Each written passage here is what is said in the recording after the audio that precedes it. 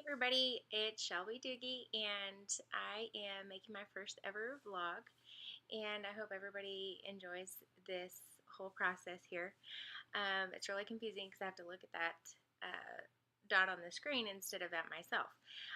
Anyway, so I'm making the video today because I want to help to raise infertility awareness. Some of you may know that I am currently struggling with infertility. Believe it or not, even though I do have two beautiful children. Um, so I wanted to post the video because we're going through a process, and I don't think a lot of people fully understand the process of just struggling with infertility. So I want to kind of explain a little bit of my background and kind of what we're doing now. So first of all, I have two beautiful children, had no problem conceiving at all.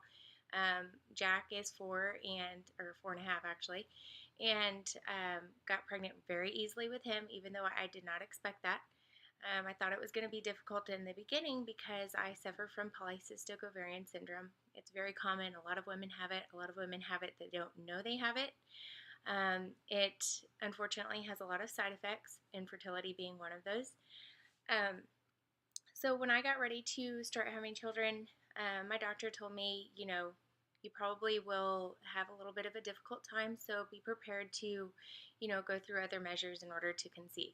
Well, we ended up getting pregnant right away, like days after I came off birth control, which was such a blessing. I didn't have to struggle with that, and I was so happy that I conceived Jack, and everything was great. We were so happy. So then I have Jack, everything's great. Decide we want to have another baby. So, 6 months after he was born, we tried to have another baby. First try, boom, there you have it. I conceived Kinley. Now she's a little over 3, which is great. And I love them, and I love being a mom. And Jonathan and I, we really truly want to have a big family. Big meaning 4 kids or so. And hopefully that happens. But anyway, so after Kinley was born, everything was great. I kind of decided, to wait a little while before the next one. Obviously, 2 toddlers or infants at the same time is pretty tough, but, I just didn't think it was fair to bring another child into that because I was working full time and things like that. Anyway, as time went on, we decided to wait for multiple reasons after that. The first reason, Jonathan's job was extremely stressful. He worked 80 to 100 hours a week, never actually saw each other. Then at one point, I went back to work at Randolph Brooks after quitting for 4 months because Kinley was sick and in the hospital. And I went working overnight, which was really tough. Obviously, it was work all night and then take care of the kids all day. So I felt like I was not sleeping. So it was not the right time to have another child. Then later after that, unfortunately, Jonathan's dad got really sick with pancreatic cancer, and he passed away, within about 10 weeks. So obviously that was a pretty tough year for us. That was in May of 2013. So 2013 was a very, very rough year for us and the family, and everybody just, grieving the loss of his dad. So then again, it wasn't the right time. So I keep waiting to have a child. Eventually, once everything kind of settled down, we decided that we would try again to have another baby. And so that was in October of 2000 and, hold on, I'm getting my dates mixed up. So October of 2013, we tried to conceive. It happened actually in November. So it only took 2 cycles for me to conceive, which was great. But shortly thereafter, I did miscarry. So that was my first experience with loss. That was in December of 2013. Shortly thereafter, I thought maybe it's just a fluke. Maybe, things happen for a reason. And I kind of accepted that. We moved on, and we tried to conceive again, which I did. I conceived very easily again. That was in January. The following month, unfortunately, I had another miscarriage. So at that point, I start, kind of questioning, is something wrong? What's causing these miscarriages? why all of a sudden, so I started going to the doctor to ask her, what could be causing the miscarriages.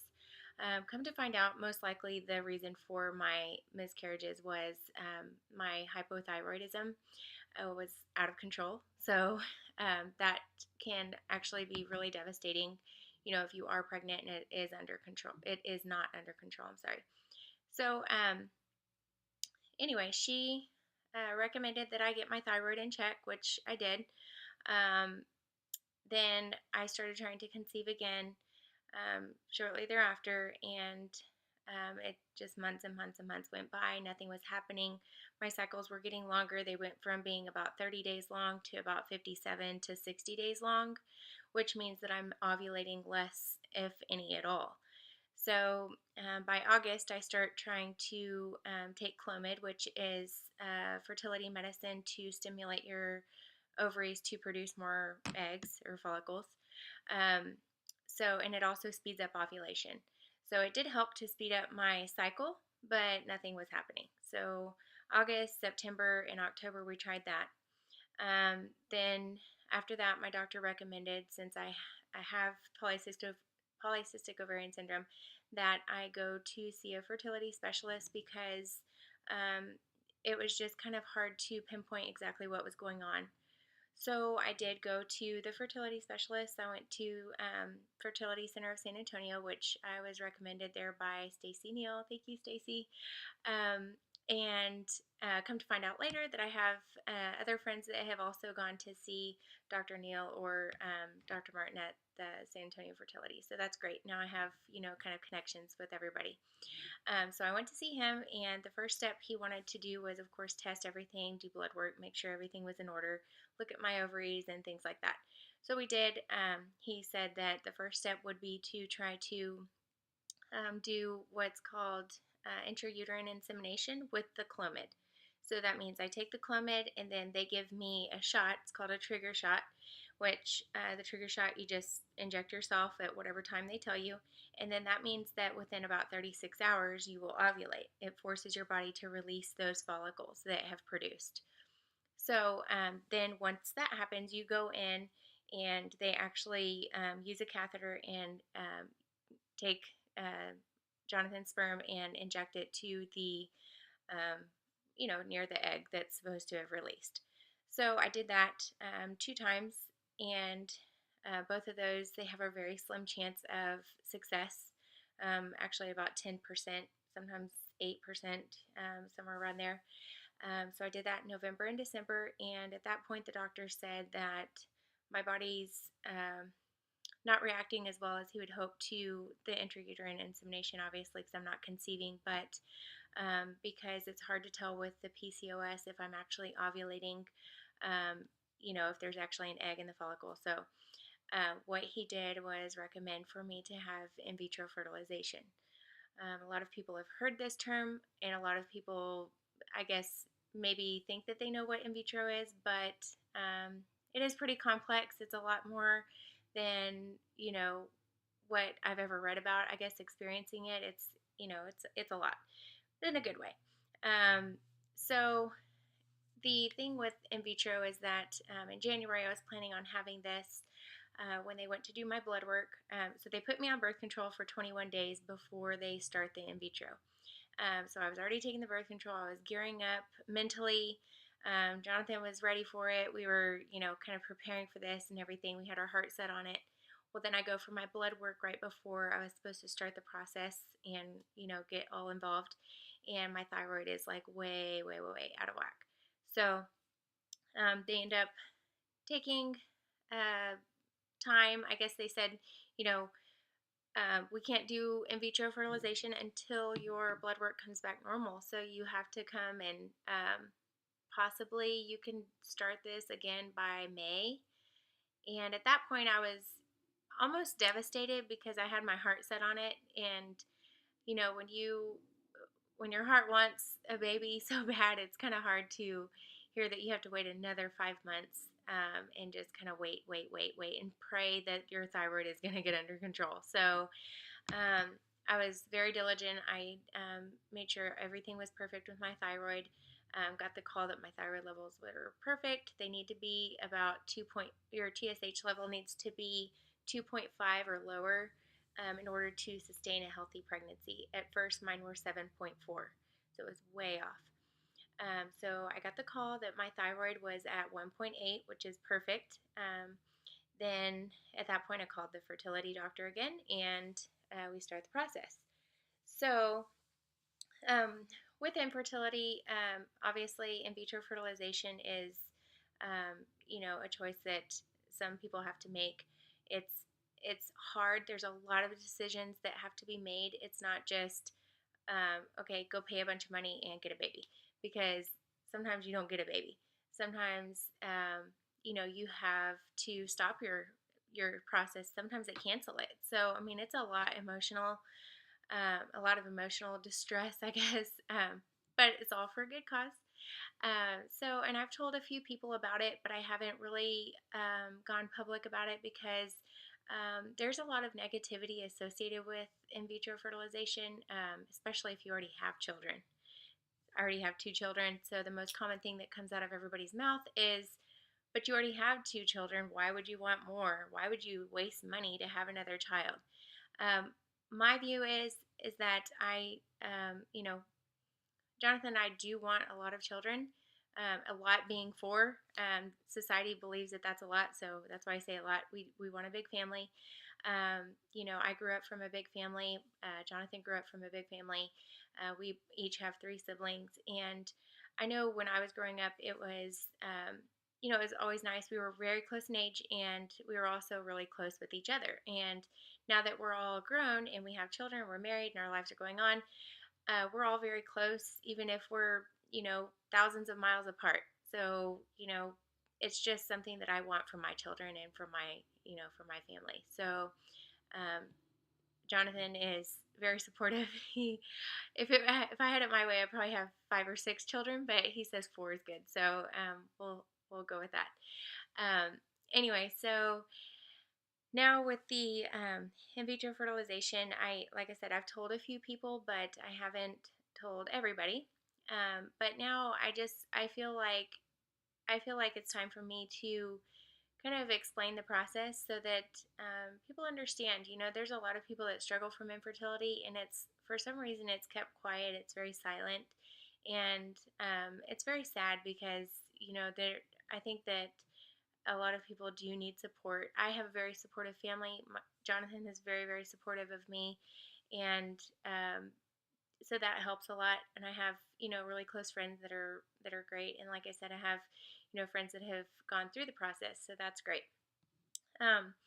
Now, with in vitro fertilization, what ends up happening is, first of all, there's a lot of doctor's appointments and a lot of sonograms and a lot of blood work and a lot of medication that you have to go through.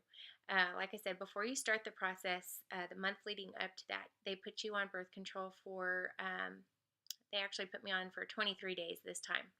So I take the birth control for 23 days. And then at that point, you come in, they check you, they do a sonogram, check your ovaries, make sure that there's no cysts blocking anything. That's a huge appointment because you're stressing out, oh my gosh, is there going to be a cyst? Is everything going to be okay?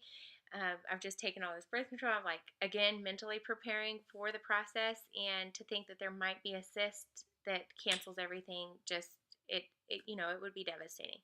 So I went to my appointment on April 30th, and everything was great.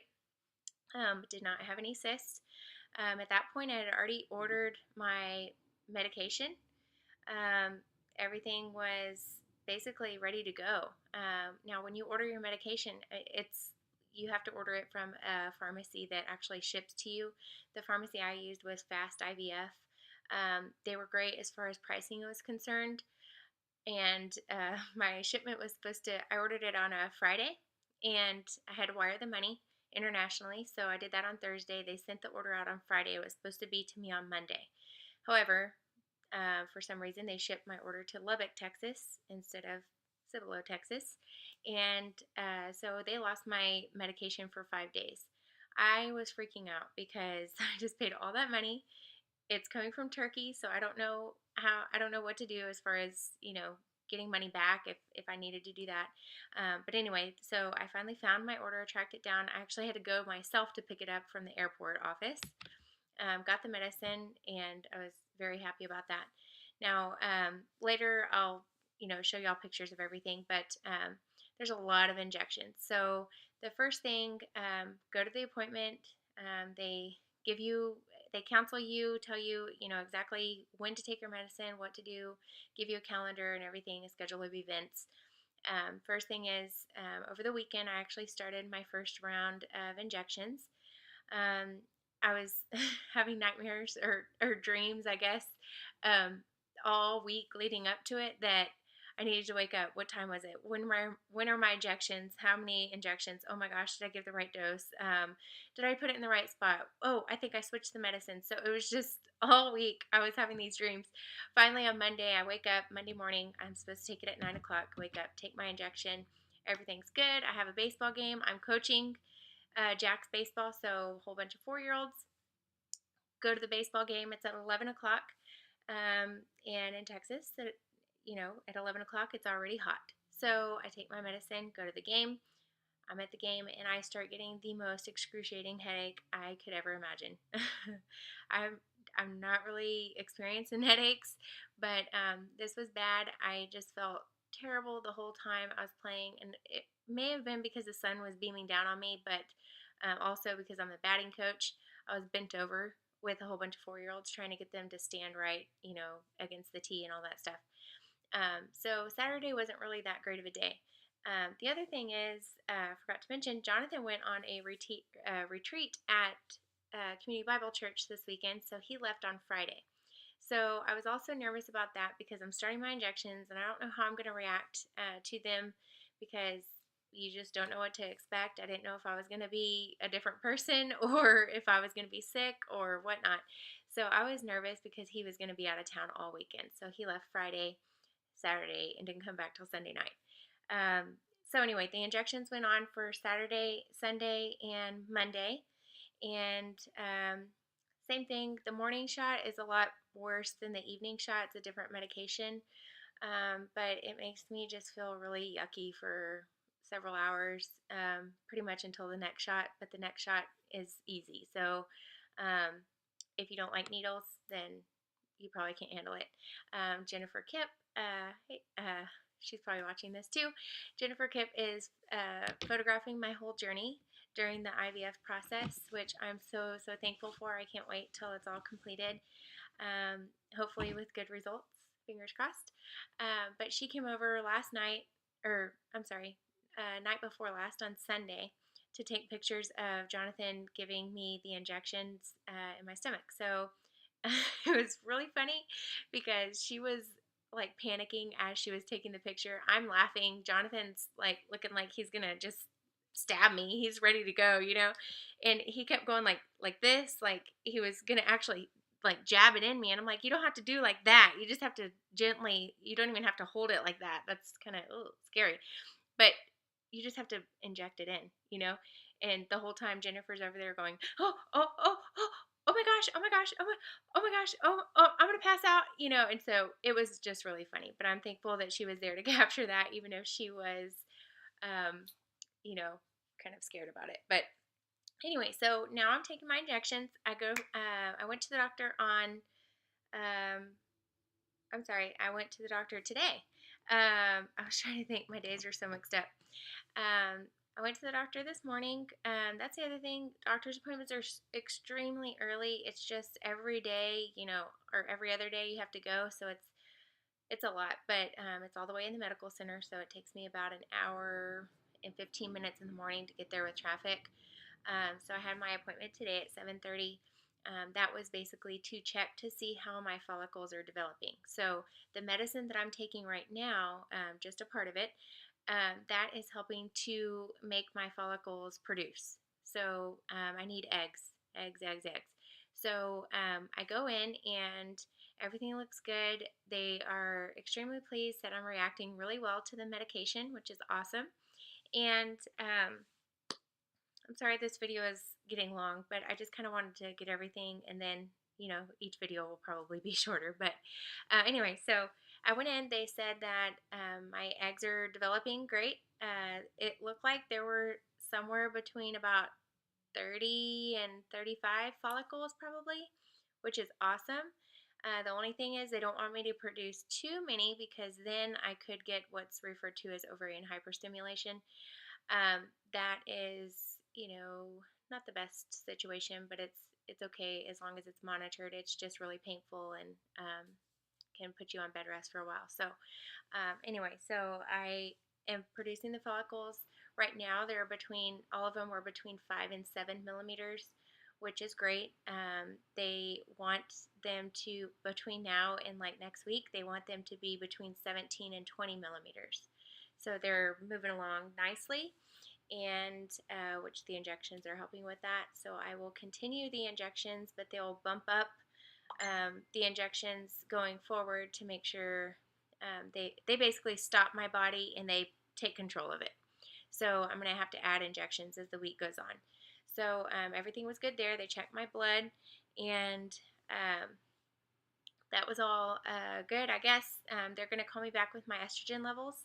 They don't want me to have too high of estrogen levels too fast because that's an indication of ovarian hyperstimulation. So she's supposed to call me this afternoon and let me know what dosage to remain on until Thursday, so day after tomorrow. Thursday I'll go in, same thing. They'll do a sonogram, check my follicles, measure them all, check my blood again, make sure everything's good. Then Friday, I don't have a doctor's appointment. Saturday I go back in, and that's the big day that they will be able to hopefully see if the follicles are ready. So Saturday I go in, and they'll check my follicles, measure them. Hopefully they're 15 to 17, and then the next day or whenever they tell me, they're going to tell me to take this trigger shot. In the meantime, I'm taking other injections that's keeping me from ovulating too soon. But hopefully this weekend they'll have me take the trigger shot, which means that my body will release all of those follicles that are ready. So, it could be 30 or 40, it could be a lot. But at that point, the next morning, I go in, and this is where in vitro fertilization is kind of confusing for a lot of people.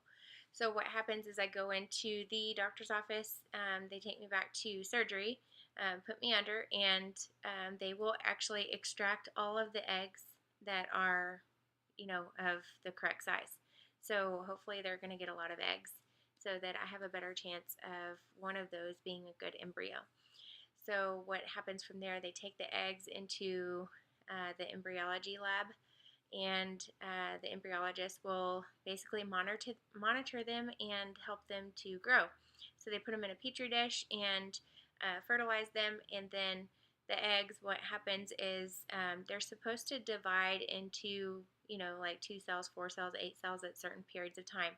Since January, when I last went, they've actually approved a new test. It's called the EVA test. And so I'm really, really excited that that actually happened because the EVA test is a test that can actually determine, before they just looked at the egg or the embryo and said, oh, it looks like a good embryo, it looks like a grade A embryo. But now they have a test that actually tells them, yes, this is a perfect embryo and we're going to use this one. So what they're going to do, they're looking for 2 good embryos. So hopefully I get 2 of those out of all of the eggs that I'm producing. And if there's any others that make it, they have to last to a 5-day transfer. And at that point, they will be able to be frozen if needed. So I'm hoping I have enough eggs to freeze. That way, if for some reason, hopefully not, but if for some reason that this round does not work, hopefully I will have more eggs to fall back on if needed. I'm just praying that that comes back good because it's such a process, and it's kind of with the expense of in vitro fertilization, it is kind of a one-shot deal, unfortunately, because it's not like something we can just keep doing and doing and doing. So anyway, so hopefully I have lots of eggs. Once they fertilize them and they pick the 2 embryos that are the best, they call me back, and then 3 days later, after that procedure that they did, 3 days later, they're going to go in and actually implant the 2 best embryos. So at that point, hopefully, praying. Everybody say a prayer for me next week sometime. Not really sure. But hopefully at that point the embryos will, at least one of them will stick. Um, two of them could stick. And then also keep in mind that those two could split. There is that possibility. It's not likely, but there is a possibility. Or one of them could split. So then I could have 1, 2, 3, or 4 babies.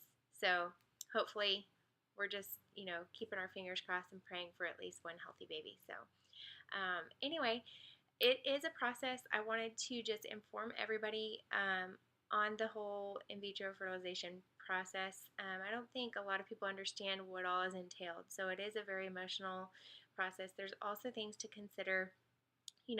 What they made us do is we actually had to have a form signed and notarized telling them what they would, what we would want them to do with our embryos that are frozen if something happened. So if I were to pass away, what do you want done with the embryos? If Jonathan were to pass away, what does he want, or what do I want done with the embryos? If both of us pass away, what are we going to do with the embryos? If we were to divorce, what would we do with the embryos? All of those things. And those are just questions that you don't really think about. The whole process, there's a lot of decisions that have to be made that it just never really crosses your mind until you're in that moment. And even leading up to the actual transfer and the egg retrieval, even, sometimes you don't know the answer, and so you just kind of have to play it by ear and pray about it and hope that you make the right decision. I'm struggling with the fact that, if there are a lot of embryos that can be frozen, those are babies. They've been fertilized, and, as far as I'm concerned, life begins when the egg is fertilized. So, obviously, if there's, 6 that can be frozen, we can't have 6 more embryos implanted. There's no way. But, what do we do with those? Do we donate them? Do we destroy them? It's just a lot of decisions that Jonathan and I just have to pray about. And, um, it's just no one knows the right answer. But anyway, so we are going to cross that bridge when we come to it and just hope for the best right now. And other than that, this video is almost 30 minutes long, so I need to cut y'all off. Y'all need to cut me off, whatever the case. But I'm going to keep everybody posted, and I know that on Thursday I will be excited to see how my follicles are growing, and I will check back with y'all then. Until then, just, if you can, say a little prayer. Keep me in your thoughts and prayers. And my phone's beeping, sorry. And hopefully next week we will have some good news. And anyway, I'm going to try to edit this video and see where it goes from there. I've never done this before. So anyway, I appreciate everybody taking the time to watch the video. And if you have any questions, then just get back with me. You can Facebook me. Hopefully I'm going to set up a blog here pretty soon. And I'm just glad that everybody can be a part of this journey with me. We're really excited, and hopefully we all have good news here shortly. All right, thanks for watching. Have a good one.